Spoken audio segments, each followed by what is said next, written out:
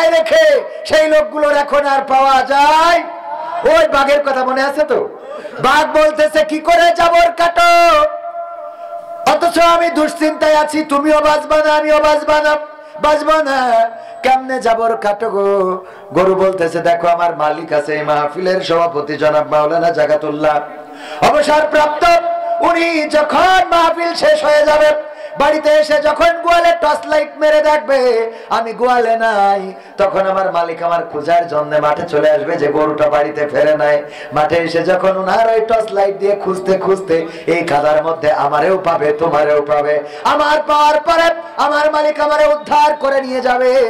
আর তোমারে দেখার পরে তোমার মালিক না থাকার কারণে, অভিভাবক না থাকার কারণে এখানে বাটাম দিয়ে কাদার মধ্যে পুঁতে রেখে তারপর যাবে। ঠিক না ঠিক? কারণটা কি? গরু বলতেছে ও গো আমার বাঘ ভাই, দেখো আমি জাবর কাটি এই জন্যে আমার একজন মালিক আছে, আমার একজন অভিভাবক আছে, আমি বিপদে পড়লে আমার মালিক আমাকে ছাড়াই নিয়ে আসে। একবার আমি একজনের ধান খেয়ে নিছিলাম, তাই আমারে ধরে নিয়ে পন্ডে দিছিল, আপনারা কি বলেন জানি না, খোয়াড়ে দিছিল। এই খোয়াড়ে দেওয়ার কারণে আমার মালিক জরিমানা দিয়ে আমার আবার ছাড়াই নিয়ে গেছিল। আমার মালিক জানে আমি বিপদে পড়লে আমারে কেমনে ছাড়াইতে হয়। সুতরাং আজকের এই কাদার মধ্যে বিপদে আটকে আছি, আমার টেনশন নাই, আমার দুশ্চিন্তা নাই, কারণ আমার অভিভাবক আছে জনাব মাওলানা জাকাতুল্লাহ সাহেব, উনি আমারে উদ্ধার করে নিয়ে যাবে। ওগো বাঘ তোমার তো কোনো অভিভাবক নাই, তোমার তো কোনো মালিক নাই, এই জন্য আমার মালিক এসে তোমার এখানে পিটানি দিয়ে কাদার মধ্যে কবর রচনা করে তারপরে যাবে। বলেন ঠিক কিনা? তাহলে অভিভাবক কি জিনিস বোঝা গেছে তো?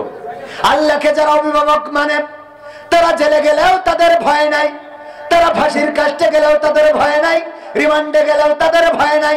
এই জন্য যারা আল্লাহকে ভালোবেসেছে, কোরআনকে ভালোবেসেছে, তারা বাতিলের কাছে মাথা নত করে নাই, তারা কোনোদিন দুশ্চিন্তাগ্রস্ত হয় নাই, তারা কোনোদিন নিজেদের বাতিলের কাছে কোনোদিন সুপর্দ করে দেয় নাই। আল্লামা সাঈদী কোরআনের পাখি 13টা বছর কারাগারে ছিলেন। আল্লামা মামুনুল হক আমার মাহফিলে এসে বললেন, কারাগারের একটা স্মৃতিচারণ করলেন। আল্লামা মামুনুল হক জামাতের লোক নাকি? না, জামাতের লোক না, উনি হেফাজতের লোক। আল্লামা মামুনুল হক উনি জনাব শাইখুল হাদিস আল্লামা আজিজুল হকের রাহিমাহুল্লাহর সন্তান। উনি বললেন যখন 2013 সালে কারাগারে ছিলাম, কারাগারে থাকাকালীন সময় আল্লামা সাঈদীর সাথে আমার পরিচয় হয়, আল্লামা সাঈদীর সাথে আমার সেখানে সাক্ষাৎ হয়, দেখা হয়, কথা হয়। সেই সময় তিনি আমাকে জানিয়েছেন, ওগো মামুনুল হক সাহেব, এই বাতিল সরকার, এই স্বৈরাচার সরকার আমাকে প্রস্তাব করেছে, আমি যদি টাকা চাই, আমি যদি ক্ষমতা চাই, আমি যদি নেতৃত্ব চাই, সব দিবে, যদি আমি স্বীকার করে নিই যে আমি ইসলামী আন্দোলন ছেড়ে দেব, আমি আর কোরআনের পক্ষে কথা বলবো না, আমি আর কোরআন কায়েমের জন্য স্লোগান দেব না, যদি এই কথা বলি তাইলে জেল থেকে ছাড়বে তো ছাড়বে, বরং তাদের দলের এমপি মন্ত্রী বানাবে। আল্লামা সাঈদী তাদের এই অফারটা গ্রহণ করেন নাই, কারণ এই অফার আল্লাহর রাসূল শিখিয়ে গিয়েছেন এমন অফার গ্রহণ করা যাবে, কথা কেন গ্রহণ করা যাবে? গ্রহণ করে নাই, বরং জেলখানাকে মেনে নিয়েছেন। কারণ তারা জানে যে যতই নৌকায় চড়ি, যতই আমার নবীর কিস্তি চালাই না কেন, বিপদে পড়লে কেউ পাশে থাকবে না, থাকবে না রে। এখন কি আছে? শেখ হাসিনার পাশে আছে? ভাগ্যটা ভালো, আমাদের মালিক আল্লাহ, তাদের মালিক দাদা, কথা কয় না। আমাদের আল্লাহ নিয়ে নেয় আর তাদের দাদা নিয়ে যায়। ক্ষমতায় কেউ স্থায়ী হয় না, হোক না সে হাসিনা কি বারে না, সে আরটা চিরকাল থাকে না। ঠিক না বেঠে? ক্ষমতায় কেউ স্থায়ী হয় না, মুজিবুর বেশি দিন থাকেনি, জিয়াউর কেউ তো রাখেনি, মুজিবুর বেশি দিন থাকেনি, জিয়াউর কেউ তো রাখেনি, এরশাদ চলে গেছে পৃথিবী ছেড়ে, এরশাদ চলে গেছে পৃথিবী ছেড়ে, কেউ আজ তার কথা কয় না।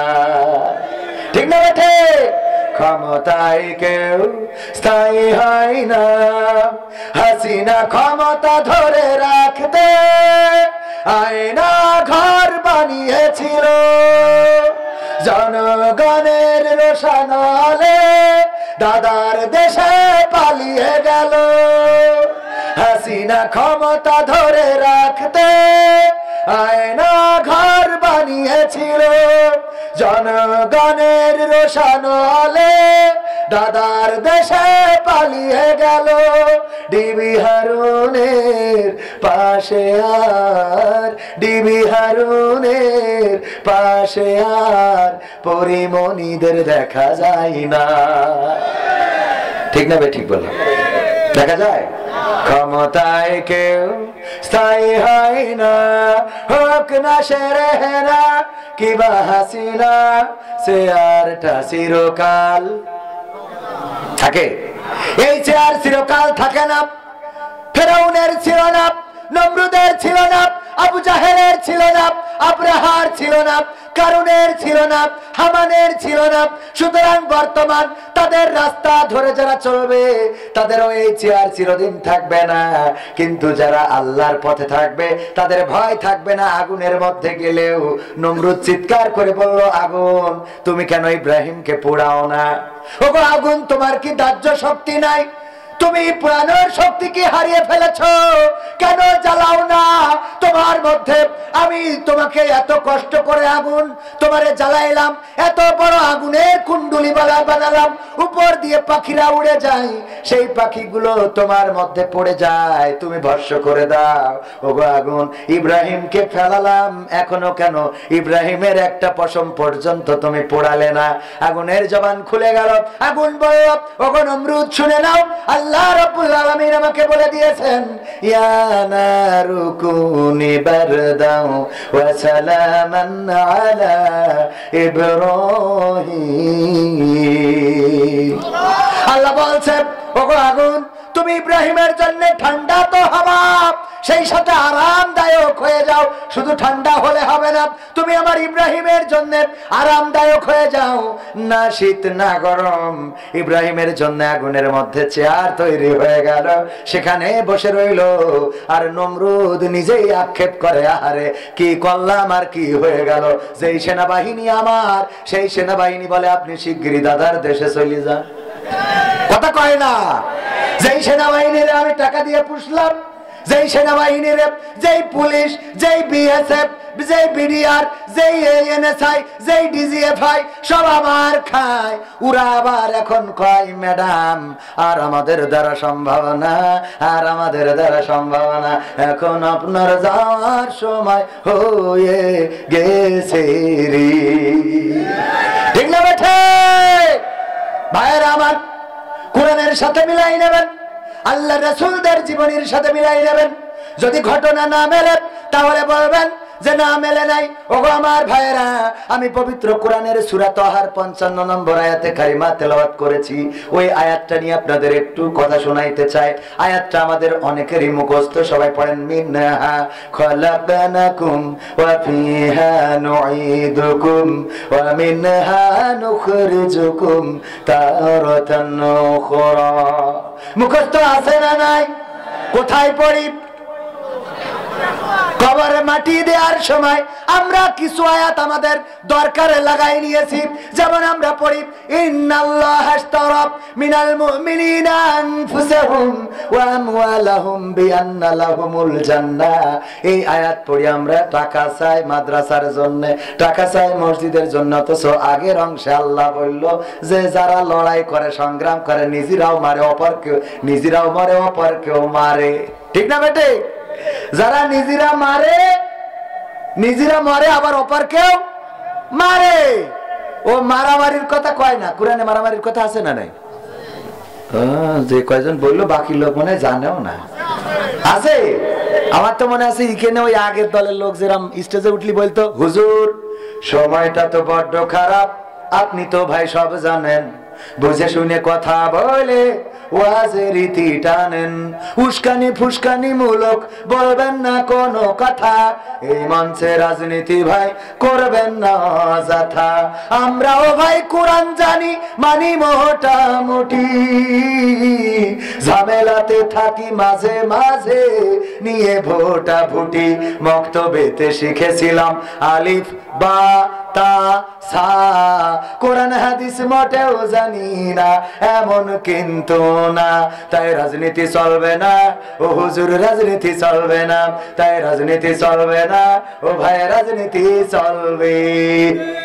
এবার বলতো হুজুর শোনেন, যা বলতো সেটা নিয়ে আমি একটা গান বানাইছি। ও হুজুর এই মাহফিল এইবার প্রথম না আগেও হয়েছে, তাই বলতাম তাই কি? বলছে সেই মাহফিলে বিদেশ থেকে, ঢাকা থেকে, কলকাতা থেকে এক হুজুর আনিলাম, এত মধুর সুর কবরেতে গেলে পাবো ৭০,০০০ হুর। এমন ওয়াজ আছে না নাই? হ্যাঁ, অমুক হুজুর ঢাকা থেকে হুজুর আসিল, এত মধুর সুর কবরেতে গেলে পাবো ৭০,০০০ হুর। অনেক দোয়া আছে পড়লে কোটিতে সওয়াব, সারা জীবন পাপ করিলেও পেয়ে যাব মাপ। বাপ দাদারে নাজাত দিতে করেছি ৪০, আমার বেলায় ৪টা গরু গোয়াল ঘরে পোষা। আমি ও ভাই কিছুটা জানি, মানি না তা না, ছোটবেলায় শিখেছিলাম আলিফ বা তা সা, তাই রাজনীতি চলবে না ও হুজুর, রাজনীতি চলবে না, তাই রাজনীতি চলবে না ও ভাই, রাজনীতি চলবে। এবার বাচ্চা হুজুর শোনেন, মনে করছেন আমি কিছুই মানি না? মানি। মিলাদ করি কি আমি করি, যাই বাবার মাজারে, হয়তো একটু বিড়ি টানি সালুয়াহাটির বাজারে। আছে না নাই? মিলাদ করি কি আমি করি, যাই বাবার মাজারে, হয়তো একটু বিড়ি টানি রাজগঞ্জের বাজারে। ফজর নামাজ হয় না পড়া, থাকি তখন নিদে, আল্লাহর কসম হয় না কাজা নামাজটা ২ ঈদে। ২ ঈদে নামাজ কাজা, এরকম পীর সাহেব আছে না নাই? আছে। মানে কি দেখবেন ঈদের জামাতে নেতা সামনে জায়গা দিয়া লাগে, সামনের কাতারে, ও যতই পিছনে আসুক সামনের কাতার। ইমাম সাহেব ৬ তাকবীরের সাথে আর আহলে হাদিস অনুযায়ী ১২ তাকবীরের সাথে ঈদের নামাজ পড়ে। এ নিয়ে মত পার্থক্য করা যাবে না, দ্বন্দ্ব করা যাবে না। হয়তো ইখতিলাফ থাকতে পারে, দ্বন্দ্ব করার দরকার নাই। আমরা পড়ি ৬ তাকবীরে। কয় তাকবীরে? ৬ তাকবীরে। যখন ইমাম সাহেব তাকবীর দেয়, উনি রুকুতে যাই বসে থাকে, রুকুতে যাই দেখে কই কেউ তো নেই। জানাজার নামাজ কয় তাকবীরে? ৪ তাকবীরে জানাজার নামাজে নেতা এসে দাঁড়ায়। যখন ইমাম প্রথমেই সানা অথবা সূরা ফাতিহা যেটাই পড়েন, 2টাই হবে, ইখতিলাফ করার দরকার নেই। ইখতিলাফ আছে পড়ায় যখন ইমাম সাহেব দ্বিতীয় তাকবীর দেয় জানাজায়, উনি রুকুতে দাঁড়ায় কই কি একা? ঠিক না বে? ঠিক আছে না নাই? হুজুর মিলাদ করি কি আমি করি, যাই বাবার মাজারে, হয়তো একটু বিড়ি টানি মনিরামপুরের বাজারে। ফজর নামাজ হয় না পড়া, থাকি তখন নিদে, আল্লাহর কসম হয় না কাজা নামাজটা ২ ঈদে। নিয়মিত চেষ্টা করি পড়তে জুম্মা নামাজ, সেদিন শুধু হয় না পড়া, যেদিন থাকে কাজ। ৩টা জুম্মা করলে কাজা মুসলিম থাকে না, এই হাদিসটা ভালো করে আমার আছে জানা। তাই রাজনীতি চলবে না ও হুজুর, রাজনীতি চলবে না, তাই রাজনীতি চলবে না ও ভাই, রাজনীতি চলবে। এবার বলছে হুজুর শোনেন, এখনো বাকি আছে। আমি বললাম কি বাকি? বলছে এই যে কোরআন আমি পড়ি, আমার বউ পড়ে, আমার শাশুড়ি পড়ে, আমার শালিও পড়ে। আমি দেখেছি শালি পড়েও দেখেছ, কথা কয় না। আছে না নাই? বোর থেকে শালির খবর রাখে বেশি, এরকম আছে না নাই? ঈদে বোর হাতে ঈদের বকশিস দিক আর না দিক, শালির না দিয়ে কয় তোমার বোনের না দিয়ে আর না দি, তোমার না দিয়ে পারিনি। ওরে বাবা, বোর থেকে শালির দরদ বেশি। আছে না নাই? একজন শুনে যে বউ ওর ওই কিড়া মরি গেছে, শালি মরি গেছে, খুব কান্না কাঁদতেছে। তা ও ছেলে বলছে আব্বা এখনো তো মা মরিনি, এত কাঁদছিস কেন? তা বলছে তোর মা মরি গেলে আমি তো তোর খালারই নিকে করতে চাইলাম, তো সেইটা তো আগে তেসবারা খাইলো, এই জন্য একটু কান্নাটা বেশি। এরকম আছে না নাই? ওরে স্বামী স্ত্রী আমার যেমন তেমন, শালি আমার মনের মতো। এমন আল্লাহর ওলি আছে। হুজুর মিলাদ জিহাদ মিহাদ এই কোরআন পড়েছি, সব পড়ে দেখা শেষ, কিন্তু জিহাদ মিহাদ কোথায় আছে দেখিনি কোনখানে। দরগা পীরের মাজার আমার অনেক বেশি টানে গো বাবা, অনেক বেশি টানে। আছে না এখনো বাজি গো,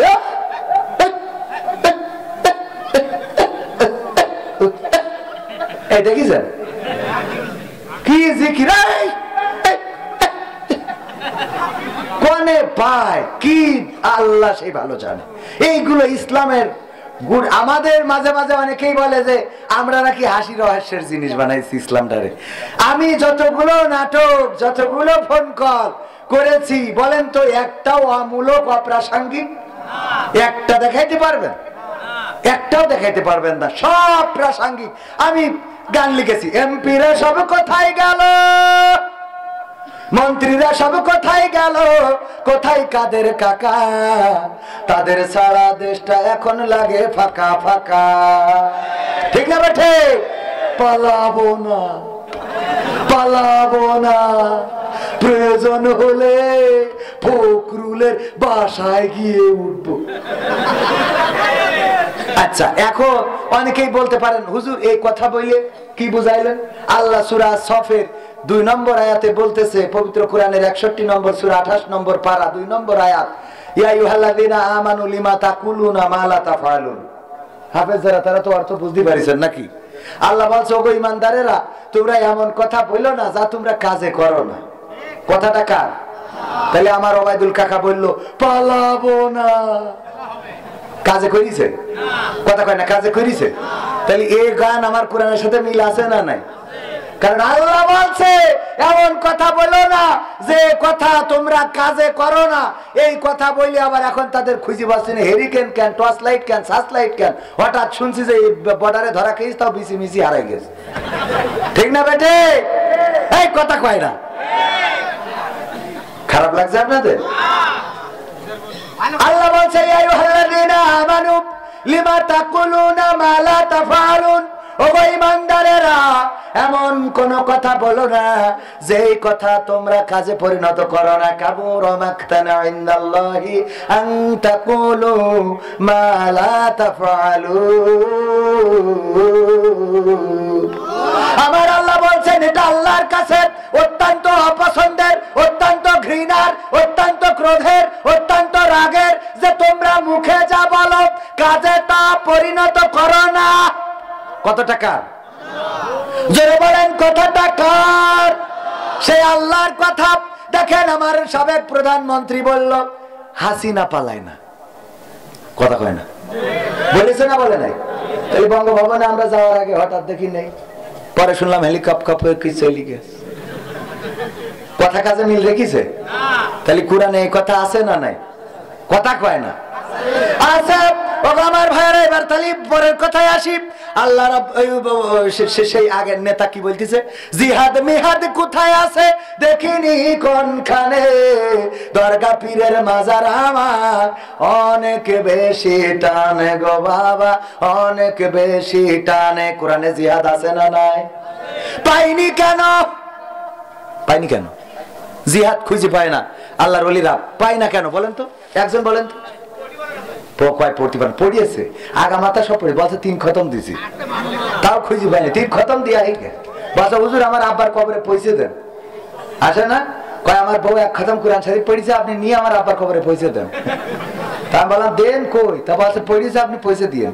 তারপরে এখন মসজিদ গেলে তো আমারও মরতে হবে, কারণ কেউ যদি মালয়েশিয়ায় থাকে তা যদি কয় যে ভাই এই পিঠে বানাই দিলাম, আমার অনেকে আডা ওরাং টুডু মালয়েশিয়া বুঝতে গেন, মালয়েশিয়ায় ছিলেন এমন কেউ আছেন এখানে?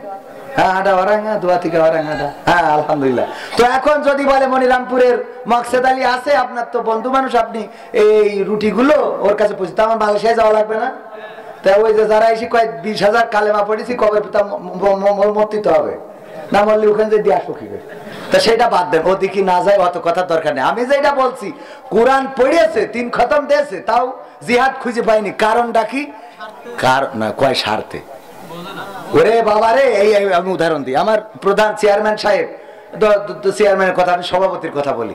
সভাপতি সাহেব মনে করেন যে এই অনেক বুদ্ধিমান মানুষ, তো হুজুর মানুষ, মাওলানা মানুষ। তো উনি একটা মুদিখানার দোকান আছে রাজগঞ্জে, ওই মুদিখানার দোকানে একটা কর্মচারী লাগবে, তা কর্মচারী না রেখে একটা ময়না পাখি কিনেছে, কারণ লোকের ভিড় হয়ে যায়, গেলি ওনার একটু হিমশিম খায়, যে সবাই শিখায় এই বিস্কুট দেন, এই চা দেন, এই এ দেন, এই তা দেন। তো উনি একটা ময়না পাখির বাড়ি বোর বলি দিয়েছে যে শিখাবা, লাইন দাও, এক এক করে এইসো, লাইন দাও, এক এক করে এইসো। এখন এই ময়না পাখি শিখেছে লাইন দাও, এক এক করে এইসো, লাইন দাও, এক এক করে এইসো। এটা শিখার পরে উনি ওই পাখি নিয়ে যেয়ে তো খাঁচায় ওই যে দোকানে টানাই দিয়েছে খাঁচার মধ্যে। যখনই লোকের ভিড় হয়ে যায় তখন ওই ময়না পাখি ডাকে, লাইন দাও, এক এক করে এইসো, লাইন দাও, এক এক করে এইসো। তো মানুষ কয় দেখো পাখি তাই বলছে লাইন দিয়ে এক এক করে এইসো, সুতরাং মানুষ তোমরা একটু লাইন দাও। সবাই লাইন দিত, যে পাখি বলতেছে, যদি কথা না শুনলে কেমন হয়। এখন ওই রোজার মাস, ওই দোকানে সিমাই বেঁচেছে, কিন্তু ডেট এক্সপায়ার, গত বছরের সিমাই এই বছরে বেঁচেছে। খাওয়ার পরে সবাই টয়লেটের সাথে যাওয়া আসা। পরের দিন রাগ হয়ে গেছে, গেছে রাজগঞ্জে, উনার ধরি উত্তম মাধ্যম দেওয়া শুরু করেছে, কলার ধরি টেনে নিয়ে বলছে যে এই যে সিমাই খাইয়ে সবাই পেট খারাপ করিয়েছে। মায়ের যখন দেখছে লোকজনে জড়ো হয়ে গেছে, এই আমারও বেকায়দা হয়েছে, আরেকজন কয় আমারও বেকায়দা হয়েছে, আরেকজন কয় আমারও বেকায়দা হয়েছে। পাখি কয় লাইন দিয়ে এক এক করে এইসো, লাইন দাও, এক এক করে এইসো। এখন এই যে গণধুলাই শুরু হয়েছে, এমনি তো যদি একটা দুটো মারে মানে ভিড়ির মধ্যে, তা তো তুই একটা কম খাবে, কিন্তু লাইন দিয়ে যদি এক এক করে আসে, তাহলে একেবারে রাজগঞ্জ থেকে ভ্যানে করে কাফনের কাপড় নিয়ে বাড়ি আসা লাগবে না? ঠিক না বে ঠিক? এখন ময়না যা বলছে, ছাত্র 10 থেকে মিটিং শেষ হচ্ছে, যে এক কথা বলে আপনি ও আচ্ছা, অবশ্যই অবশ্যই আমি মনে করছি যে আহারে আমরা কষ্ট দেবো কেন। আমাদের মেহমান উনি যশোর থেকে অনেক কষ্ট করে এসেছেন, তো আমাদের একটু সালাম বিনিময় করবেন। আমরা আমার মুখতারামকে, আমি মনে করলাম হয়তো সে, আমি তো বেশি সময় করবো না, 12টা পর্যন্ত, তো একটু খাওয়া দাওয়া করা হয়নি এখনো। আমার খাওয়ার প্রয়োজন নেই, আমি আওয়াজ হয় না, যে বলছি কয় হাজার বাজে, 5000 টাকায় আওয়াজ হয় না, হয় না টাকায় মাটির পুতুলেরও নাকি জবান খুলে যায়। যাই হোক, ও অত দূরে বসছেন কেন, বসেন, কাছে বসেন। আরে আমরা আরেকটু সময় কি সামনে যাবো তাইলে ইনশাআল্লাহ। ওগো আমার ভাইয়েরা, আলোচনায় ফিরে আসি। আমি সময় বেশি নেব না, কারণ গভীর রাত, কত কষ্ট, কত শ্রম। ওগো আমার ভাইয়েরা, হুজুর আসসালামু আলাইকুম। ফেসবুকে দেখছি বিয়েতে ইদানিং নতুন একটা ট্রেন্ড চালু হয়েছে, বিয়েতে অশ্লীল ভাষায় কার্ড দেখানো, এটা করা যাবে কিনা? উদাহরণ দেখেন, একেবারে ছবি তুলে দিয়েছে, সর্বোচ্চ গতিসীমা 40 কিলোমিটার, হ্যাঁ, পাশে রোগী থাকতে পারে, এই সেই ইত্যাদি ইত্যাদি। যাই হোক, এগুলো পড়ার ভাষা নেই। হ্যাঁ, এসপি ক্রিয়েশনের সাইফুদ্দিন সিয়াম, সে কি করেছে? বিয়ে করেছে, এগুলোই করেছে। এখন এগুলো নিয়ে আসলে কথা বলা দরকার, কারণ এক একটা অপসংস্কৃতি আমাদের দেশে চালু হয়। অপসংস্কৃতি চালু হয় না, হয় না? আগের সময় বিয়ের দিনে আমার মা বোনেরা একটু কাদা মাখামাখি করলেও পরে বিয়ের দিনটা বিকাল বেলায় বিষাদের রূপ নিত, যে মেয়ে যাচ্ছে শ্বশুর বাড়িতে, কান্নাকাটি শুরু হয়ে যেত, যেন মর কান্না পড়ে যেত, ঠিক কিনা? আর এখন বিয়ের 3 দিন আগে ডিজে কুপাকুপি শুরু হয়, আর বিয়ের 3 দিন পরে শেষ হয়। কে কান্দে কে হাসে এটা বোঝার উপায় নাই, ঠিক না? ঠিক। এই যে ডিজের ট্রেন্ড চালু হলো, এটা কারা করলো? আমি বলেছি যারা ডিজে বাজায়, বিয়ের দিন যারা ডিজে বাজাবে, ওই বাড়িতে করে ইমাম জানাজা পড়াতে যাওয়া যাবে না। ওই বাড়িতে যদি কেউ মারা যায়, তার বাড়িতে করে দোয়ার অনুষ্ঠান করা যাবে না, বরং যেদিন ডিজে বাজাবে ওই দিন বলতে হবে, এরপরে তোমার বাড়িতে কেউ যদি মারা যায়, মারা যাওয়ার দিন আমার টাকায় ডিজে ভাড়া করে বাজাবো। আমি বলেছি আমার গ্রামে যদি কেউ মারা যায়, ডিজে বাজায় বিয়েতে, আমি নিজের টাকায় ডিজে লাগাই দিয়ে বলবো, দে কুপান বাজা। ইমাম যেখানে দাঁড়ায় জানাজায় দাঁড় করায় ডিজের ওইটা দেবো, দেবে বাড়ি দুমদুম করে, দরকার হলে ওর কবরে একটা স্পিকার লাগাই দেবো। দরকার আছে না নাই? এই একটা কাজ করেছে কুলাঙ্গার, যে এই কাজগুলো করেছে মিডিয়ার মাধ্যমে প্রচার করছে। বিয়ে করেছে, স্ত্রী পাশে বসা, বিয়ের স্টেজে দেখলাম যে পেপারে প্রিন্ট করে নিয়ে গিয়েছে যে নতুন গাড়ি আসতে চালাবেন।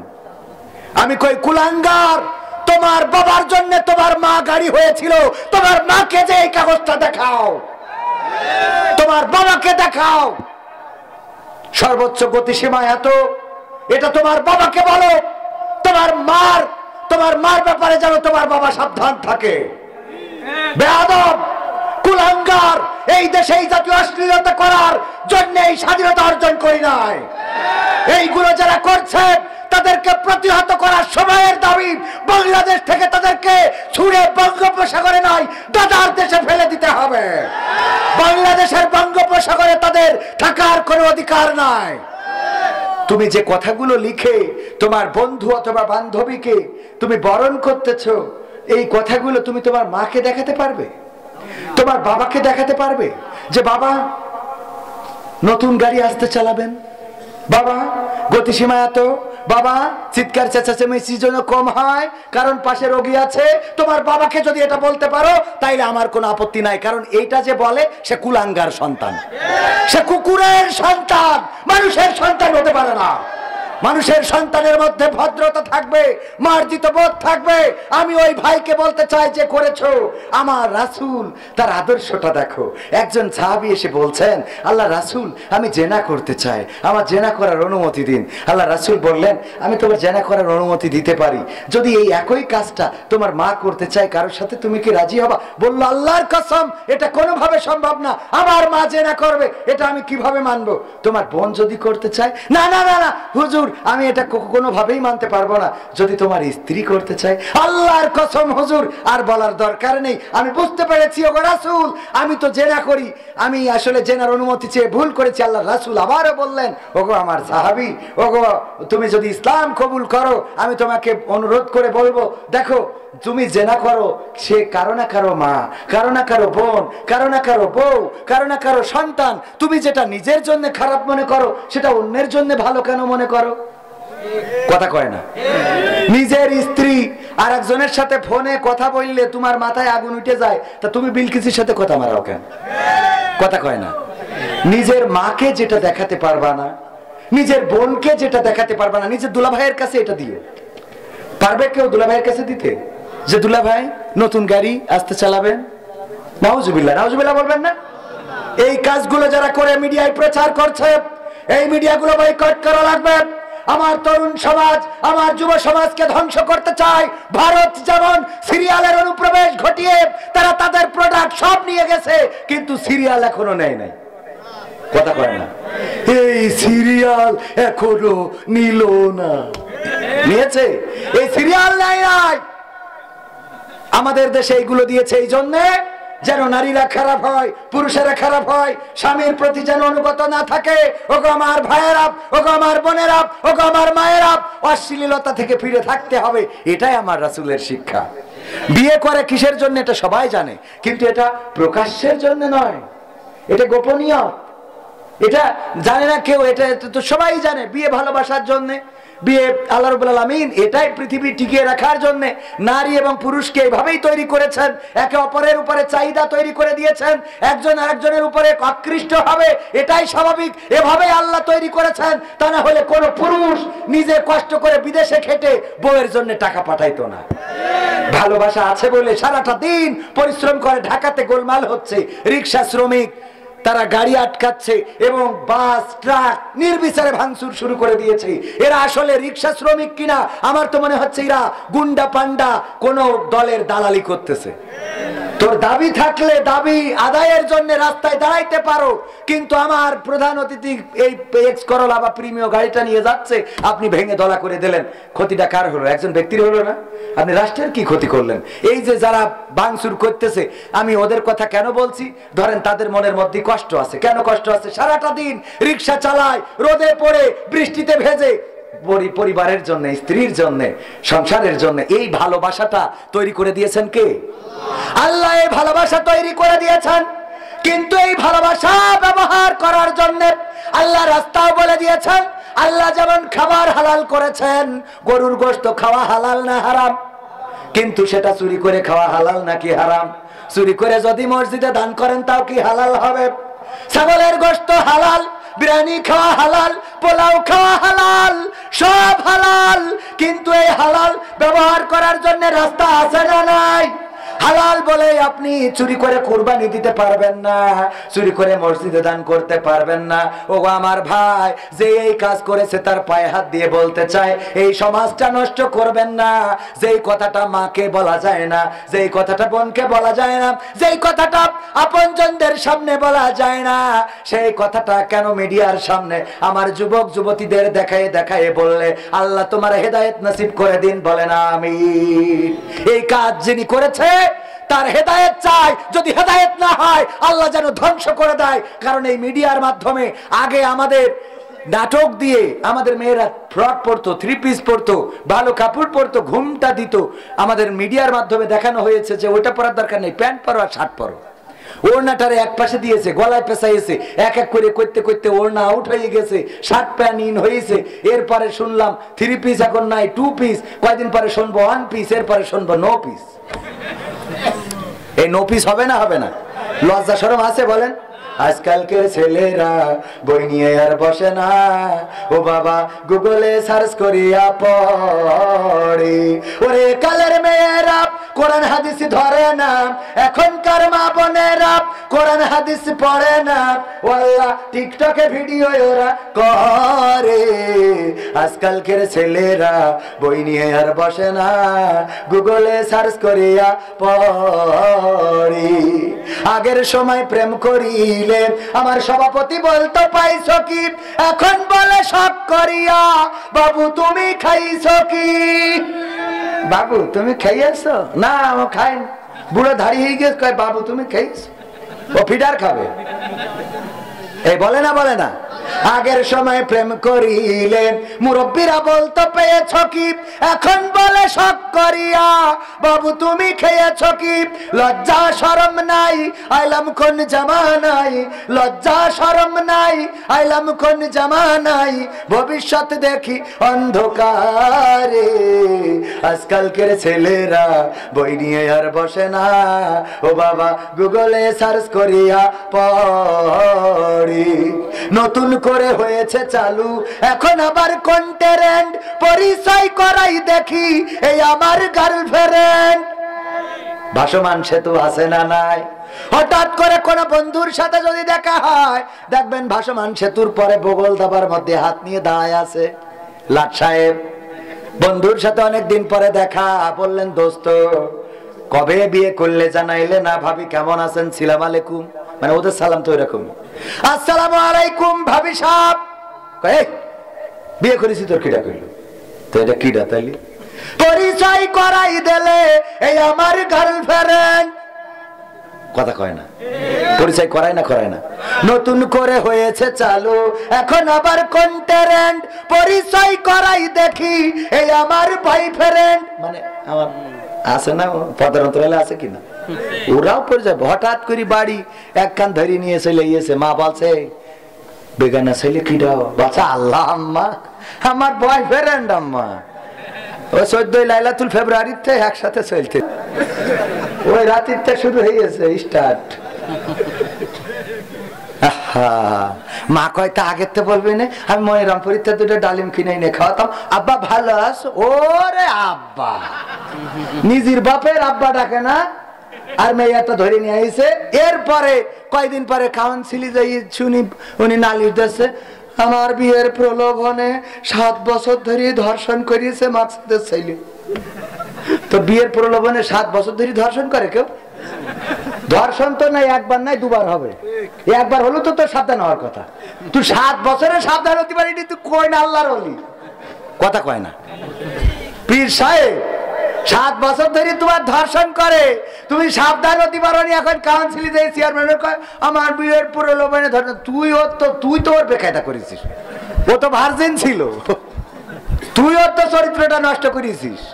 কথা কয় না, এরকম আছে না নাই? নতুন করে হয়েছে চালু এখন আবার কন্টেন্ট, পরিচয় করাই দেখি এই আমার বয়ফ্রেন্ড। শরমের মাথা খাইয়া গেছে ওরা পাগল হইয়া, শরমের মাথা খাইয়া গেছে ওরা পাগল হইয়া, ভবিষ্যৎ দেখি অন্ধকারে। আজকালকের ছেলেরা বই নিয়ে আর বসে না, ও বাবা গুগলে সার্চ করিয়া পড়ি। আছে না নাই? মনিরামপুরে নাই? আছে? কিডা কিডা হাত উঁচু করেন। এই শোনেন, এই যে ফসাং করে হাত উঁচু করবেন এটা কিন্তু ঠিক না। বুঝে শুনে কি শুনে বুঝে শুনে, কারণ আপনি ভুল করে হাত উঁচু করলে অনেক সময় বেকায়দা হইতে পারে। এক হুজুর কালেকশন করতেছে মসজিদের জন্য 50,000 টাকাতে শুরু করেছে, কিন্তু একজন ওয়াজ শুনতে এসে আস্তে করে ঘুম এসে সারাদিন ধান কেটে হুজুর কালেকশন করছে। ভাইরা আমার, 50,000 টাকা দেওয়ার মতো কোন আল্লাহর বান্দা কি আছেন? একটু হাত উঁচু করেন, কেউ তোলে না। সুর দিয়ে যখন হলো না তখন এইবার চেঁচামেচি শুরু করে দিয়েছে। 50,000 টাকা দেওয়ার মতো একজনও কি নাই? হাত উঁচু করেন। ঘুমিতে উঠে পরে শোনে হাত উঁচু করতে বসে আছে। হাত উঁচু নাম কি? মিস্টার ওবায়দুল কাদের। আল্লাহ ওবায়দুল কাদের 50,000 টাকা তোমার ঘরের জন্য দান করলো আল্লাহ। তার বাবা দাদা দাদি নানা নানি 14 গোষ্ঠী যারা মারা গেছে গো আল্লাহ, তুমি তাদের কবর জান্নাতের বাগান বানাও, পরকালে ফুলসিরাত সহজ করে দিও আল্লাহ, জান্নাতের মধ্যে ঘর বানায় দিও। ও বলছে আমার তো কালকে 1 প্যাকেট আকিস বিড়ি কিনবো, তাও টাকা নেই। কিন্তু বলার তো উপায় নেই, দোয়া যেহেতু হয়ে গেছে। পরের দিন আমার মাওলানা সাহেবের কাছে এসে বলছে, হুজুর গো, ও গো হুজুর জাকাতুল্লাহ সাহেব, গতকাল যে মাহফিল হলো আপনি তো সভাপতি ছিলেন, দেখেন সারাদিন ধান কুপাইছি, আমার খুব কষ্ট হয়ে গেছে, হঠাৎ করে ঘুমাই পড়েছি। হুজুর বলেছে 50,000 টাকা কিরা দিবা, হাত উঁচু করেন। আমি আগের লাইন শুনিনি, পরের লাইন শুনে হাত উঁচু করে বসে আছি। এখন দোয়া করে দিয়েছে মা বাবা দাদা দাদি নানা নানি 14 গোষ্ঠী যেন জান্নাতে থাকে। আমার তো হুজুর বিড়ি কিনারও টাকা নেই। ও গো হুজুর, আমি যদি দিতে না পারি তাহলে এখন মা বাবা দাদা দাদির কে আবার জান্নাতে বের করে নিয়ে আসবে নাকি? বেকায়দা না ভাইরা আমার? এই জন্য হাত উঁচু করার সময় সচেতন থাকার দরকার আছে না নাই? তাইলে এখনকার পোলাপান, এখনকার যুবক কিশোর যারা ভুল পথে যায়, ও আমার ভাইয়েরা, একজনও কি আছেন এখানে ভুল পথে যান? লাইলাতুল ফেব্রুয়ারিতে ইবাদত করেন আছেন? কেউ আছেন? একজনও নেই। সব তো ভালো মানুষ, পীর সাহেব, আল্লাহর ওলি। এই পাশে দাঁড়ানো যুবকেরা মনে মনে হাসতেছে, আচ্ছা হুজুর আমি কি পীর তা আমি জানি। ঠিক না বেঠে? আল্লাহ পবিত্র কোরআনের সূরা তাহা 55 নম্বর আয়াত বললেন, মিনহা খলাকনাকুম ওয়া ফিহা নুঈদুকুম ওয়া মিনহা নুখরিজুকুম তারাতান উখরা। এই কথাটার অর্থ হলো আল্লাহর বান্দাকে আমরা সাবধান করছি, ও আল্লাহর বান্দা, এই মাটি থেকে তোমাকে সৃষ্টি করা হয়েছে, আবার এই মাটিতে ঢুকিয়ে দেওয়া হলো, আবার একদিন এই মাটি থেকে তোমাকে জীবন্ত করে উঠানো হবে। এই কথা বলি আমরা কোথায়? মাটি দেওয়ার সময়। আচ্ছা বলেন, ওই কবরবাসীর এই কথা যে বললাম, এই আল্লাহর বান্দা তোর মাটিতে বানাইছে, মাটিতে ঢুকাবে, মাটিতে উঠাবে, ওর কি আর এই কথা শুনে কোনো লাভ আছে? কেন লাভ নেই? আর তো কিছু, এই তো বুদ্ধি আছে, পান আরো দুটো বেশি করে খাবেন, বুদ্ধি আছে না নাই?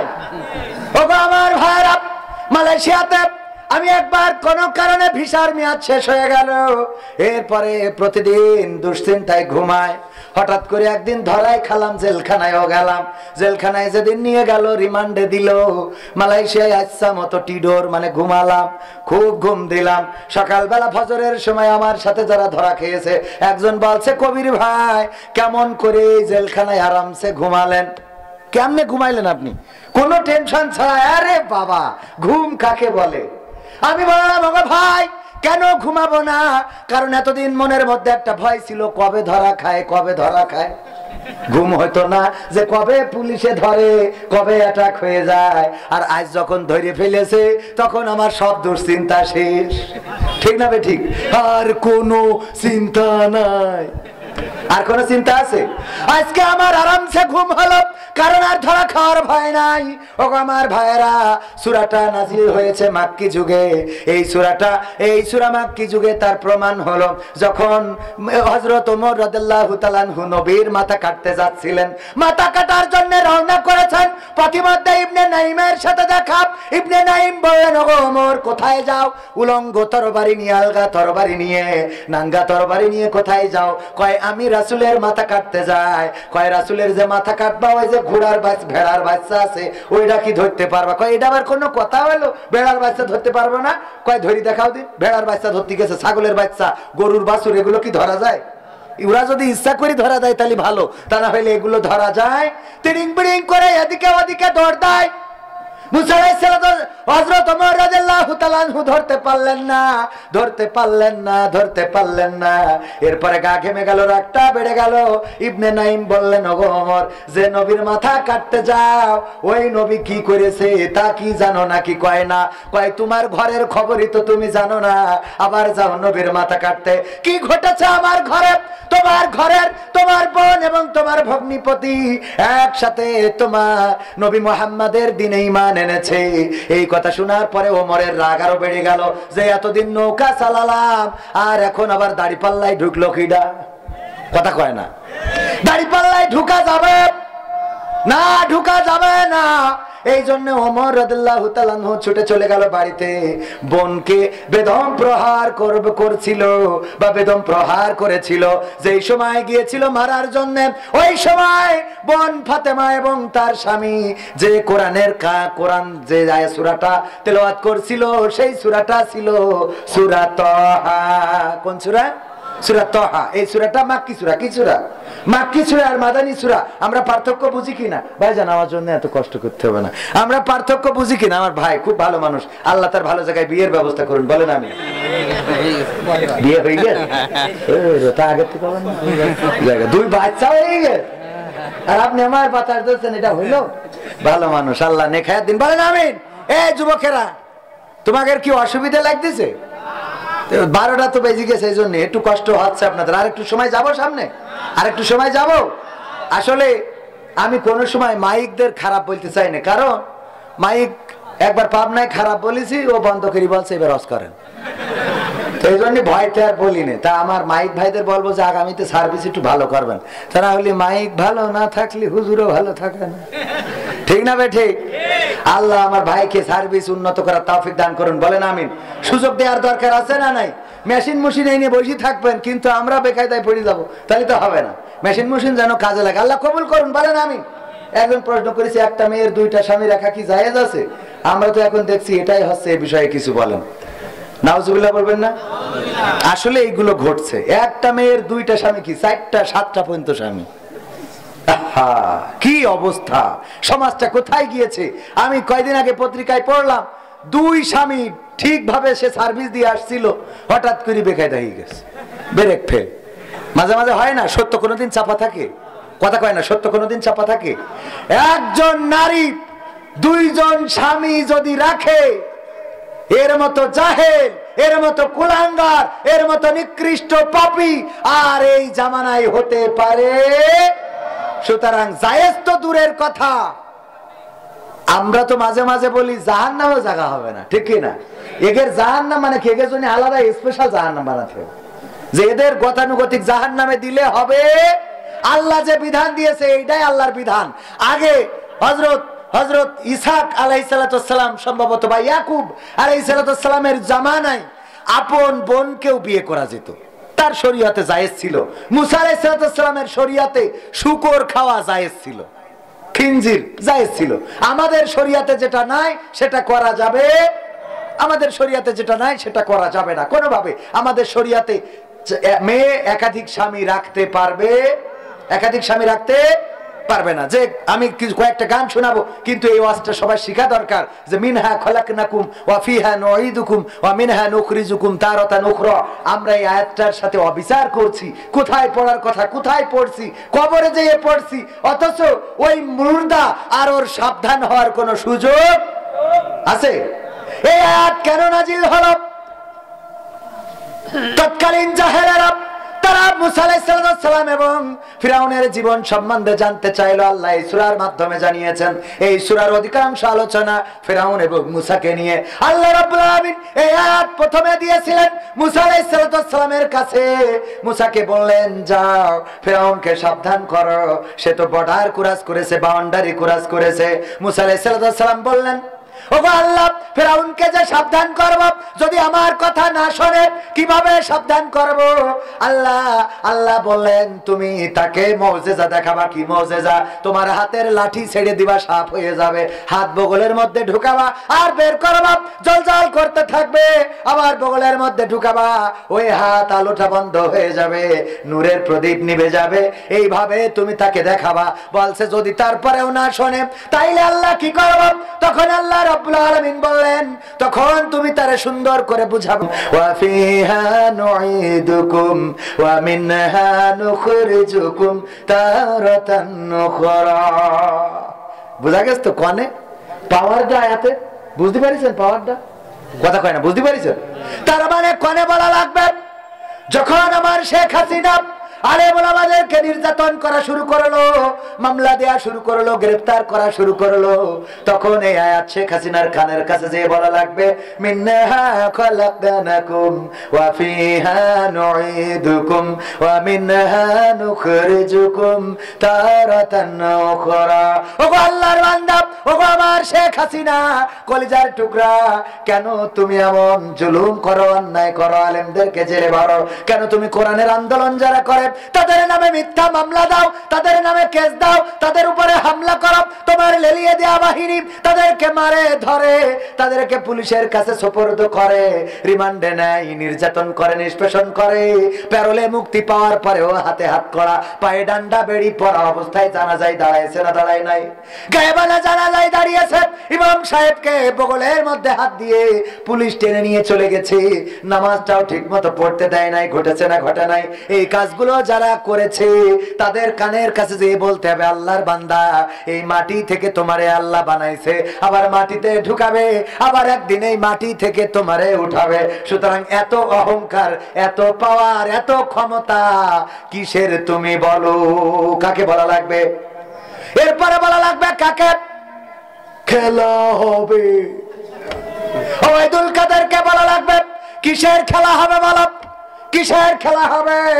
তোমার কিসের ক্ষমতা, কিসের পাওয়ার? এত নির্যাতন, এত নিষ্পেষণ, এত হামলা, এত মামলা, এত অহংকার, 16 বছর তো হয়েই গেল,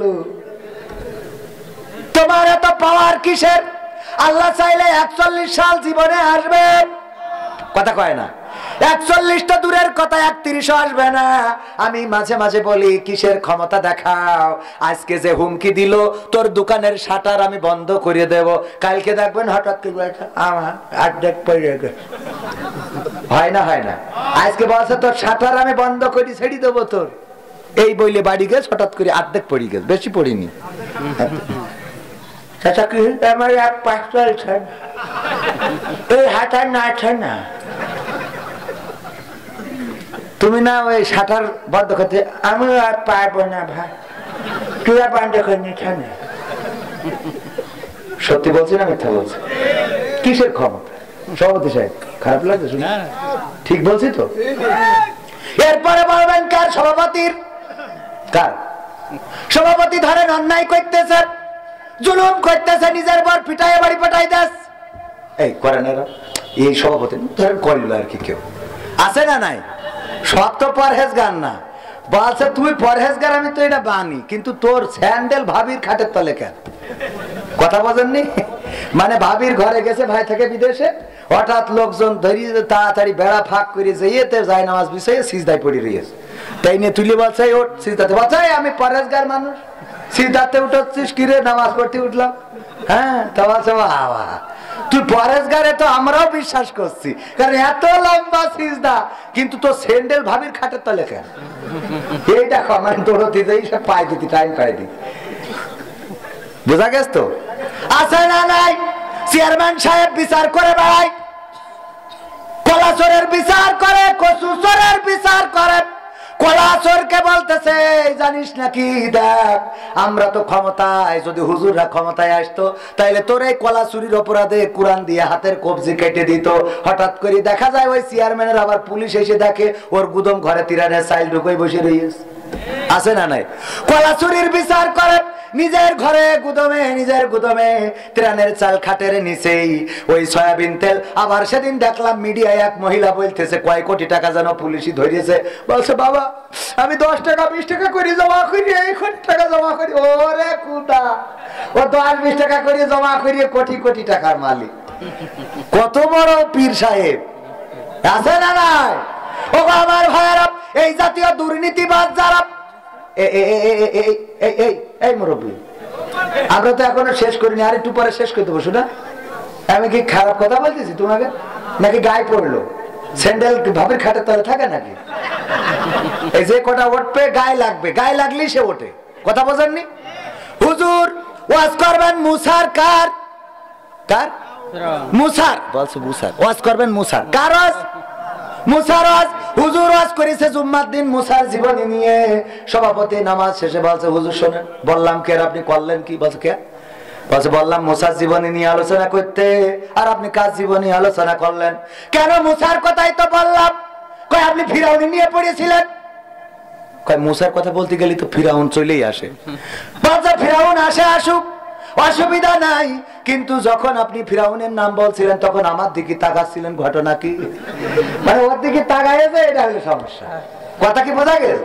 এই জন্য যে কটা উঠবে এখন শেষ করার আগে ওই কটা বসবেন যে ওর গায়ে পড়তেছে। কথা কি বোঝা গেছে? ভাবির খাটের তলে স্যান্ডেল পাওয়া যায়, তা না হলে উঠবে কেন? হ্যাঁ, কথা বলছি ভালো কথা। একটা রাত মাত্র মাহফিল, উঠলি বলবেন ভাবির খাটের তলে স্যান্ডেল। আজকে একটা নতুন শিখাই দিলাম, কারণ গায়ে চোর বুদ্ধি করে চোর ধর। আপনারা এই গল্প জানেন, কাঁঠাল চুরি করেছে, চেয়ারম্যান সাহেব কোনো বুদ্ধি খুঁজে পাচ্ছে না কি করে ধরবে। হঠাৎ করে বললো আরে বাবা কাঁঠাল যে চুরি করে, ও তো দেখাই যাচ্ছে মাথায় কাঁঠালটা লেগেই রয়েছে। চোর হঠাৎ করে এইসো এইসো এইসো খেলা হবে, কারণ চোরের মাথায় হাত যাবে না, যাবে না। আমরা ফিরাউনের কথা বললি অনেকের গায়ে লাগে, নমরুদের কথা, আবু জাহেলের কথা বললি আমরা বলি ওগের কথা, ইরা লাফায়। আছে না নাই? কথা কয় না, আছে না নাই? ও আমার ভাইয়েরা, তাইলে আজ কোথায় করা লাগবে? যখন কোন চেয়ারম্যান অন্যায় করবে, বিধবা ভাতার কার্ড শালীর নামে দিয়েছে, জিজ্ঞেস করা হলো শালীরে দিলে কেন? বলছে শালীর দিলাম কারণ হলো আমার শালী বিধবা। কয় বিধবা হইলো কি করে? বলছে যার স্বামী নেই সেই তো বিধবা হয়। কয় তোমার শালীর তো স্বামী নেই, মানলাম কি করে স্বামী নেই? বলছে এখনো বিয়ে হয়নি তাই স্বামী নেই, বিয়ে হয়নি তাই স্বামী নেই, তাই বিধবা, তাই বিধবা তার কার্ড দিয়েছে চেয়ারম্যান। ওর তখন সাথে সাথে বলতেই হবে মিনহা খলাকনাকুম ওয়া ফিহা নুঈদুকুম ওয়া মিনহা নুখরিজুকুম তারাতান উখরা। বুঝা গেছে তো? করে পড়া লাগবে। এরপরে গ্রামের সুদখোর, ধার চাইলে টাকা নেই, টাকা নেই। ওই যে একটা নাটকে দেখিলাম, যখন টাকা তুলতে আসে এসে বলে মকসেদ চাচা ভালো আছে? বাবা ভালো আছি। কয় আইছিলাম মাহফিলের জন্য টাকা নিতে। গেছে গেছে গেছে গেছে গেছে, ও আর শুনতে পায় না। যে টাকা চাই সে আর শুনতি। এরকম আছে না নাই? এরকম আছে না নাই? সুদখোর দেখবেন ভালো কথা বললে শোনে না। যদি বলেন মসজিদের জন্য টাকা দেন, ইট দেন, রড দেন, বালু দেন, দেবে না। বলে অভাব যাচ্ছে না, বিপদে আছি।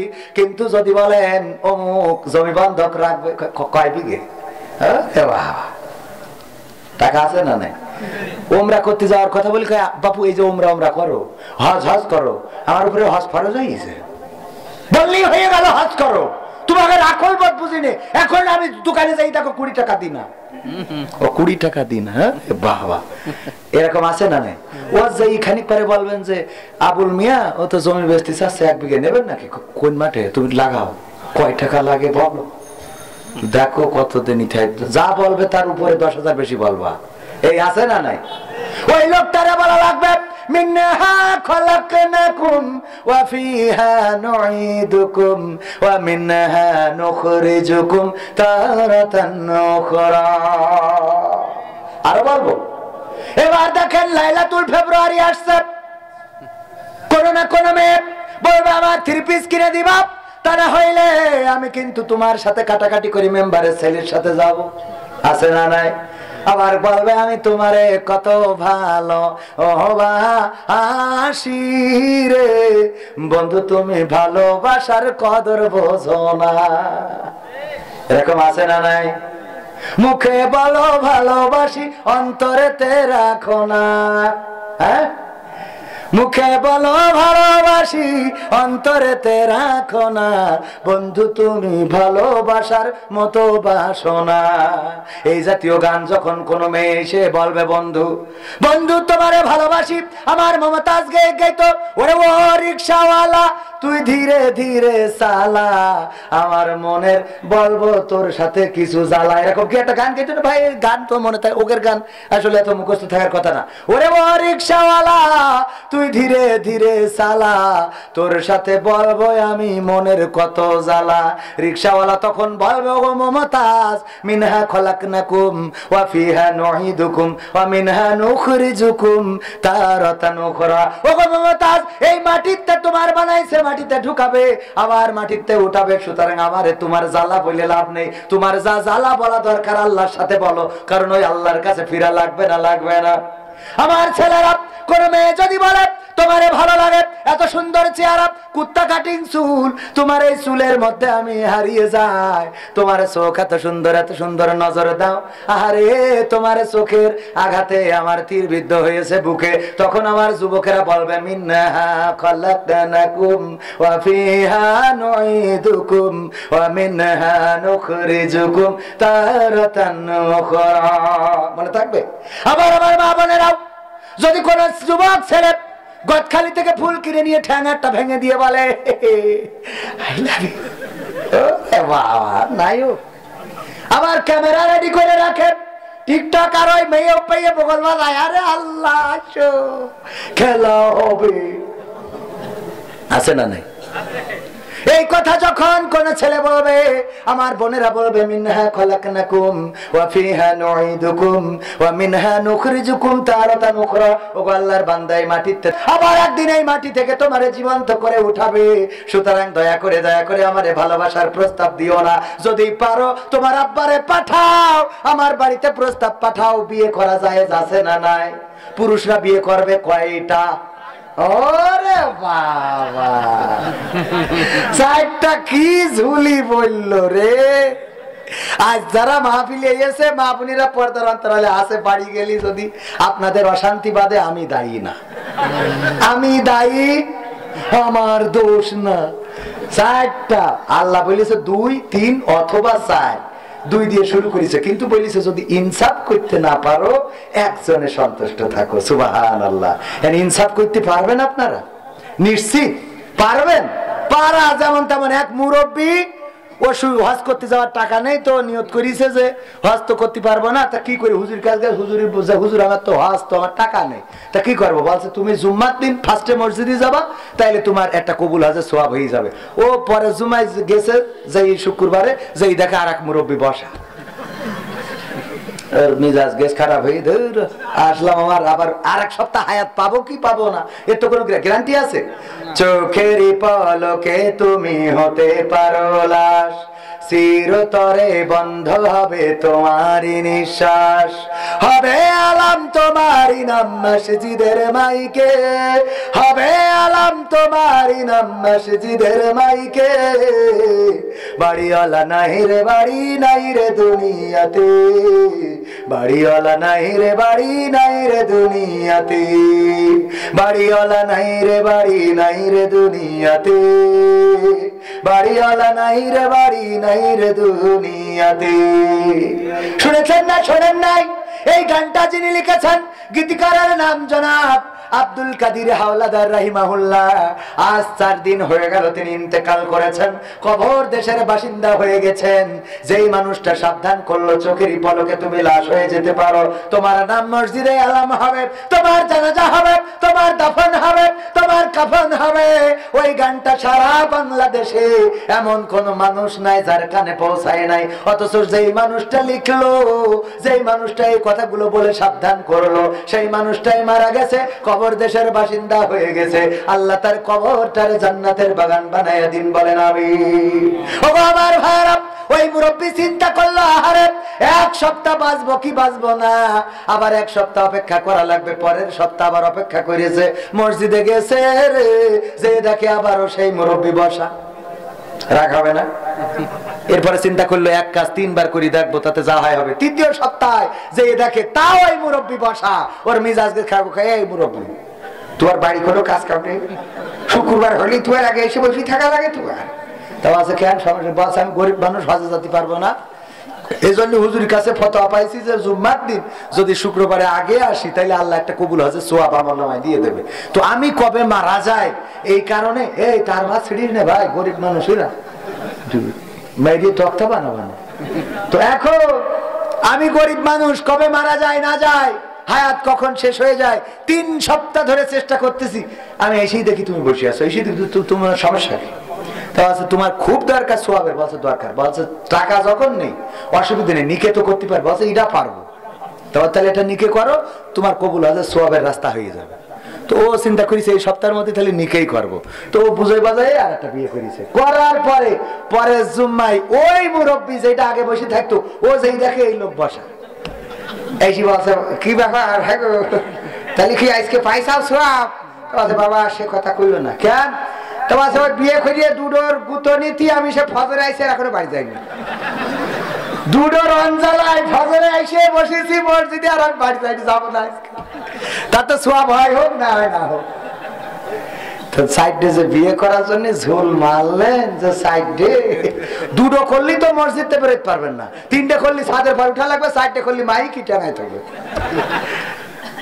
কথা কি বোঝা গেছে? কোথায় গেল এমপির আশা? ওরে খুদারে, মাইক ভালো থাকুক না থাকুক, ডাল বড় আছে। কোথায় গেল এমপির আশা? কোথায় কাদের কাকা? তাদের ছাড়া দেশটা এখন লাগে ফাঁকা ফাঁকা।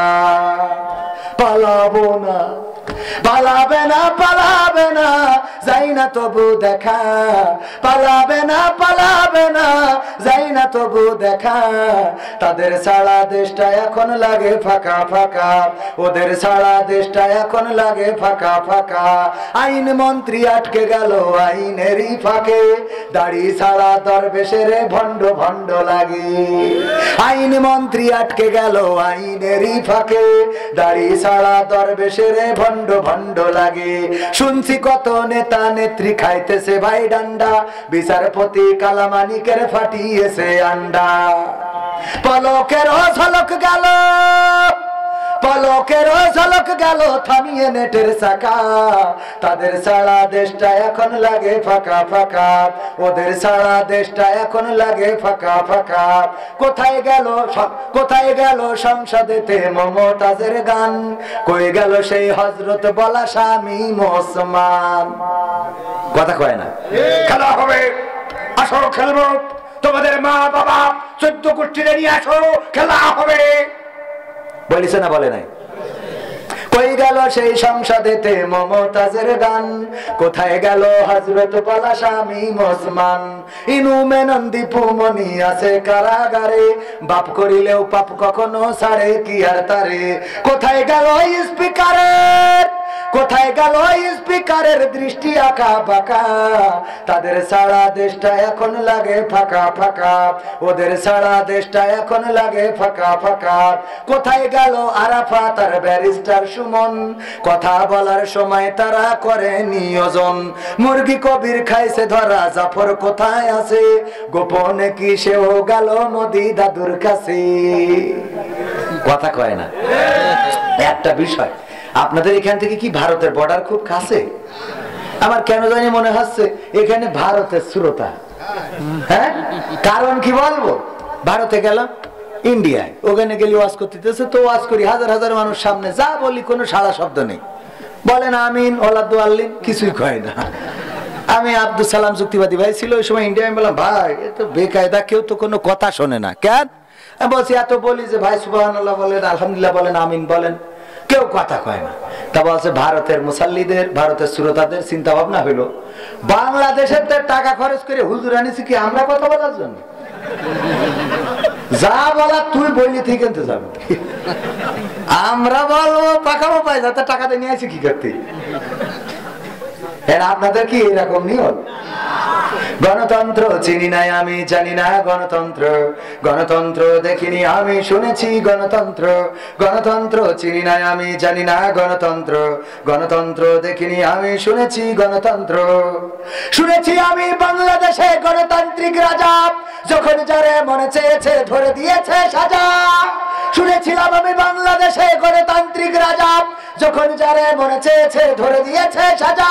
কাউকে দিয়েছে ফাঁসির দণ্ড, রেখেছে আয়না ঘরে, কাউকে আবার লাশ বানিয়ে ভাসিয়েছে সাগরে। কাউকে দিয়েছে ফাঁসির দণ্ড, রেখেছে আয়না ঘরে, কাউকে আবার লাশ বানিয়ে ভাসিয়েছে সাগরে। করেছে এসব কিসের জোরে, ছিল কি দাতার মন্ত্র? কেমন গণতন্ত্র ছিল, কেমন গণতন্ত্র, গণতন্ত্রের আড়ালে ছিল দাদার ষড়যন্ত্র। কেমন গণতন্ত্র ছিল, কেমন গণতন্ত্র, গণতন্ত্রের আড়ালে ছিল মোদির ষড়যন্ত্র। দেখেছি আগে নির্বাচনে লাগতো টাকার নোট, শুনেছি আগে নির্বাচনে লাগতো টাকার নোট, দেখেছি আমি ভোট করিতে লাগেনি কোন ভোট। কথা কয় না, ভোট লেগেছে? এক চাষা গেল ভোট দিতে, যাওয়ার পরে ভোটের দায়িত্বে যারা আছে বলছে, বাবা কেন এসেছেন কষ্ট করে? কয় ভোট দিতে আইছি। কয় ভোট দিতে আইছেন, বাড়িতে রওনা দিয়েছেন কখন? কয় ফজরের নামাজ পড়ে বেরোইছি। কয় আমরা তো তাহাজ্জুদ পড়ি কাম সেরে ফেলিস। আমাকে তো তাহাজ্জুদ পড়িয়ে সে কাজ করা শেষ। তা বাবু হয়ে গেছ? তাহলে হয়ে গেছ মানে কি? শেষ শেষ। আচ্ছা তাহলে বাবু একটু কালি লাগাই দাও না, এবার বৌমা খেবেন আমি বুঝি না। কালি লাগাই দিয়ে চলে যাচ্ছে, ডাকতে চাচা শোনেন, শাশির জন্য আবার কষ্ট দিয়েন না। বলছে তোমার শাশি ভোটটা দিয়ে গেছে? তো ও মনে করছে কি দেখি, যাই হোক পাগল ছাগল মুরব্বী মানুষ বুঝাই দি। বলছে হ্যাঁ হ্যাঁ হ্যাঁ দিয়ে গেছে। দেখো কত বড় নেমো খারাপ গো, কার সাথে সংসার করেছি আল্লাহ, আল্লাহ তুমি ওর সাথে আমার জান্নাতেও নিও না। তো যারা প্রিজাইডিং অফিসার বলছে, বাবু কি হইস কি বা শাশির বাড়ি এত রাগ কেন? বলছে রাগ করবো না বাজান, আজ 12টা বছর হয়ে গেল মরি কবরে শুয়েছি, তাই এসে যখন ভোট দেখেছিস আমার সাথে দেখা করে যাবি। তুই ভোটটা তো দিয়ে গেছিস, তাই দেখা করিয়ে যা আমার সাথে, আমি বুড়ো কেমন করিয়ে থাকি। কথা কি বোঝা গেছে? শুনেছি আগে নির্বাচনে লাগতো টাকার নোট, দেখেছি আমি ভোট করিতে লাগেনি কোন ভোট। ভোটের আগে পাশ হয়েছে মন্ত্রী মিনিস্টার, লাগেনি মিছিল, লাগেনি মিটিং, লাগেনি তো পোস্টার। নির্বাচন কমিশন ছিল ইন্ডিয়ার পাতানো কোন যন্ত্র। কেমন গণতন্ত্র ছিল, কেমন গণতন্ত্র, গণতন্ত্রের আড়ালে ছিল রায়ের ষড়যন্ত্র। কেমন গণতন্ত্র ছিল, কেমন গণতন্ত্র, গণতন্ত্রের আড়ালে ছিল মোদির ষড়যন্ত্র। বিরোধী দল যারা সংসদে ছিল তারা ছিল পোষা মাইনা, দেশ জ্বলে পুড়ে হয়েছিল ছাই তবুও তো কিছু কয় না। বিরোধী দল যারা সংসদে ছিল তারা ছিল পোষা মাইনা, দেশ জ্বলে পুড়ে হয়েছিল ছাই তবুও তো কিছু কয় না। শাসনে ছিল না সততা নিষ্ঠা, বিচারের ছিল না মান, সংসদে বুঝি তাই শোনা যেত মমতাজের গান। ঠিক না বেঠে? মমতাজের গান শোনা গেছে না যায় নাই? মমতাজের গান শুনলাম সংসদে, আমার নেত্রীরে তো গান শোনাইলো, আর মমতাজ আপা এখন নীরব হয়ে গেল, নিস্তব্ধ হয়ে গেল, কোন গান এখন আর শোনায় না। প্রথমে আমি একটা গান গেয়েছিলাম যে আপন বলে পৃথিবীতে কেউ নেই, মনে আছে না নাই? মনে আছে? অথচ দেখেন মমতাজের মতো নেমো খারাপ অনেকেই হইতে পারে না। মনির খানের নাম শুনেছেন না শোনেন নাই? তার নায়িকার নাম কি একজন বলেন? এটা তো মুখস্থ থাকতে হবে। অঞ্জনা, এই অঞ্জনা যখন ছেকা দিয়ে চলে গেছে তখন মনির খান তার নাম ধরে গান গেয়েছে না গায় নাই? জানে যে আমি এখনো বিয়ে করিনি, বিয়ে করার পরে আমার স্ত্রী জানবে যে আমার অঞ্জনা নামে কেউ ছিল, তখন বাড়ি ফাটাফাটি বাঁধবে না বাঁধবে না? এরপরে ও অঞ্জনা তুমি কথা রাখলে না, চলে গেলে মনিরামপুর দিয়ে ঝাপা পাওয়ার পার হইয়ে। অঞ্জনা ঝাপা পাওয়ারে আসলাম, তোমার পাইলাম না অঞ্জনা। সব গানে অঞ্জনা আছে না নাই? অঞ্জনা অঞ্জনা করে গোটা বাংলাদেশের যুবকদের মাথা খারাপ করে দিলে গো। দেখেন মনির খান তার ভালোবাসার মানুষের জন্য এতবার গাইতে পারলো, আর আমার মমতাজ আপারা জীবনে লেখাপড়া করে নাই, বাংলা ভালো করে পড়তে পারে না, পড়তে যেয়ে দাঁত ভেঙে যায়। এই লোকরা এমপি হয়ে গেল, সরকারের এত সুবিধা পাইলো, এত খাইলো, তেলবাজি করলো সংসদে, আর যখন চলে গেল তখন আমার মমতাজ শেখ হাসিনারে নিয়ে একটা গানও গাইলো না। তার মানে এ নেমো খারাম, বলেন ঠিক না বেঠিক? আমি বললাম ওগো মমতাজ আপা, তোমার তো এখন এমন একটা গান গাওয়ার দরকার ছিল, আমার সোনার ময়না পাখি কোন বা দোষে দাদার কাছে গো আমরা এই দেশে কেমনে থাকি রে আমার কলজের ময়না পাখি। ঠিক না বেঠে? এখন গাই গান গায়, কিন্তু সেটা মানুষ সমাজে গায় না। এখন গোপনে পায়খানা ঘরের মধ্যে যেয়ে গায়, ও আমার দরদি আগে জানলে তোর ভাঙা নৌকায় চড়তাম না, ও রে আমার দরদি আগে জানলে তোর ভাঙা নৌকায় চড়তাম না, ভাঙা নৌকায় চড়তাম না আর এই বিপদে পড়তাম না, ওরে বিসি মিসি কেড়ে নিয়েছে খুঁজার লোক তো পাইলাম না, আগে জানলে কথা কয় না, আগে জানলে তোর ভাঙা নৌকায় চড়তাম না। গাই না গাই ভাইরা আমার, রাত অনেক হয়ে গেছে, আর কষ্ট দিতে চাই না, আপনাদেরও কষ্ট হচ্ছে, অনেক বেজে গেছে 12:30। কখন বাজে 12টা, কখন বাজে কয়টা? 12টা। আমি দাওয়াত নেওয়ার সময় বলি যে কয়টায় দেবেন 12টায় শেষ করবো। আমি এখানে কথা দিয়েছিলাম 10:30টায় আসবো, 12টা পর্যন্ত আলোচনা করব। আমি 10:30টায় স্টেজে আসিছি, আমার ঘড়ি ধরি একেবারে 10:30টায় আসছি না। জীবন পৃথিবীতে যত নিয়ামত, শোনেন আমি বলিনি বাবারে, কালকে আমার মাহফিল হলো হাফিজুর রহমান সিদ্দিকী হুজুরের সাথে, প্রথম মাহফিল কুমিল্লায়। ওনার সাথে এক স্টেজে মাহফিল করা হয়নি, একসাথে দেখা হয়েছে কয়েকবার, এয়ারপোর্টে দেখা হয়েছে, মদিনায় দেখা হলো। অনেক উদার মানুষ, 3বার আমার বুকি জড়ায় ধরলো। আহারে এত ভালো মানুষ আমি আগে বুঝি নাই।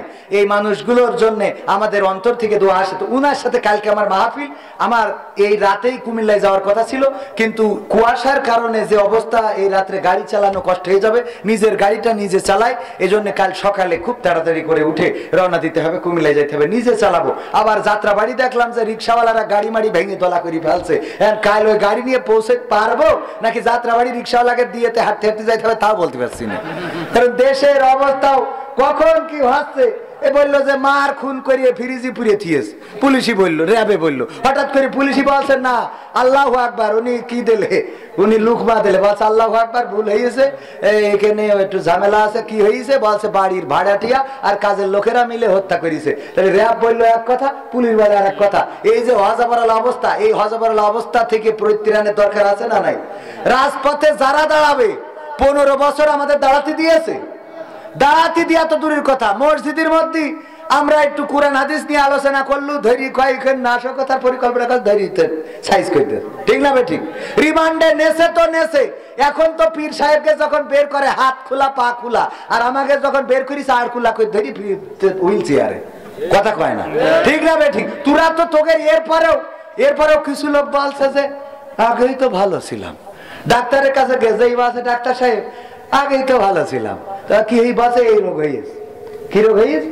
আগেই তো ভালো ছিলাম, একটু চেক করে দেখেন দিন। ডাক্তার মেশিন ধরি দেখে আপা আপা করতেছে, এর মধ্যে বাসে আপা আপা আপা করতেছে। তো বলছে হ্যাঁ আগেই তো ভালো ছিলাম, তো এই রোগটা একটু সারতে হবে, কি করে সারা যায়? বলছে সারার উপায় আছে, আমি যেহেতু ডাক্তার উপায়ও আছে, অসুবিধে নেই। আগেই তো ভালো ছিল, তাই না? বলছে হ্যাঁ, খালি মনে হয় আগেই তো ভালো ছিলাম, কিছু করলেই মনে হয় আগেই তো ভালো ছিলাম। বলছে এই জন্য আপনার এই ওষুধ বুঝাই গেছে, আপনার ডিম দেওয়া দরকার। তো বলছে হ্যাঁ বুঝতে পারছি, আমারও মনে হয় এতদিন ধরি তা ডিম, তাহলে কে ডিম দেওয়া আছে? ছোট ডিম দিলে মনে রাজহাঁসের ডাল লাগবে, তা আরো ভালো। তো বলছে অসুবিধে নেই, রাজহাঁসের ডিম তো দেওয়া হবে, কিন্তু উপর দে না, নিচে দিয়ে।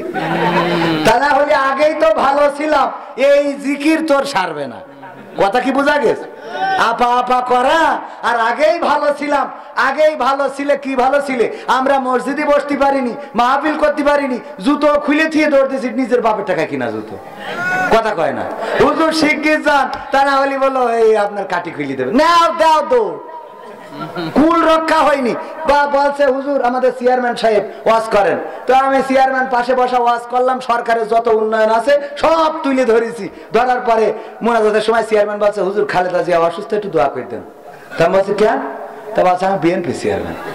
আমি বলছি এতক্ষণ বললেন না কেন? আমি উন্নয়নের সব কথা বলি বললাম, আর আপনি এখন বলেন আপনি বিএনপি চেয়ারম্যান। কারণ আগে মনে হয়তো চেয়ারম্যান মানেই হলো ওই দলের চেয়ারম্যান, কথা বলে না। আগামীতে আবার দেখা হবে, কথা হবে সম্মানিত ভাইয়েরা, আবার আসবে ইনশাআল্লাহ। আলহামদুলিল্লাহি রাব্বিল আলামিন। রব্বানা জালামনা